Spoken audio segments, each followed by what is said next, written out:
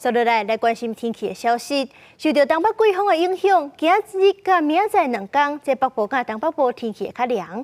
新北一寡地头，这透早低温是来到15.8度。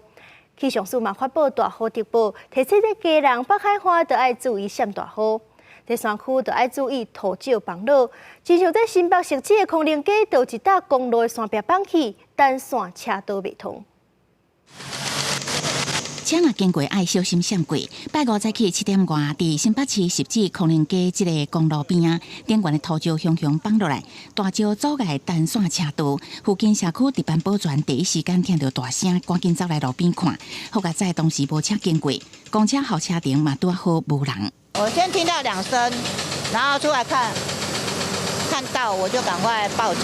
他当下刚好是那段那个对面的清洁大队那边也有人来帮忙协助管一下车况。以前也是油啦，油就是从那个钢铁架。当地居民表示，较早嘛捌发生过崩塌事件，所以应护单位伫山边都有些金属的防护围篱啊，已经真久无看到崩塌，可能是最近雨落较济，地势着土石松软。公所局部已经有派员抢修，远景嘛伫现场指挥交通。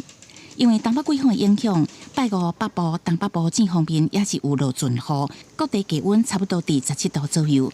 新北局部地区的透早有7到15度8，拜六开始温度会小可回升。不过后礼拜一有一波锋面通过，随后有2个压报道，温度会一路降低。在26号的白天，北部的气温比起25号就会有明显下降的趋势。而目前预估这一波凉冷空气可能是东北季风接近大陆冷气团的等级。